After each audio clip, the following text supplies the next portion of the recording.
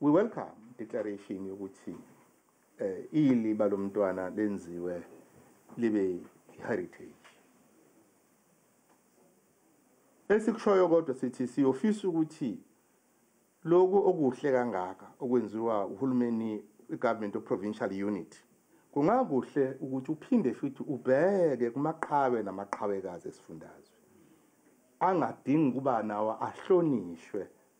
Ubuholi beqembu le-ANC esifundazweni bebubambe isangamo sabezindaba eThekwini namhlanje buzokwethula ngokuhlaluka emhlanganweni obuholo phezulu besikhashana beqembu esifundazweni.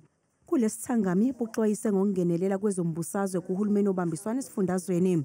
Bebuphendula ngenkulumo kamphathiso womnyango wezezimali uFrancois Rogers othe umnyango wezokuthutha sekuseduze ufakwe ngaphansi kweso lomlawuli.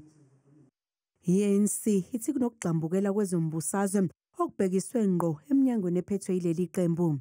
The ANC finds it repugnant that the utterances of the DA leader in the legislature and MEC for Finance, Mr. Francois Rogers, where he is, in our view, abusing his position by politically targeting ANC-run departments and by issuing a public threat that he will place the Department of Transport under administration as he has done with the Department of Education.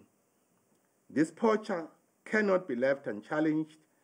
Odabeni olumayelana nomasipala wakwaDukuza, i-ANC ithi imthole emsulwa owayeyimeya kwaDukuza ulindiwe inyaka emacaleni abebeke wona ongasiphathi kahle.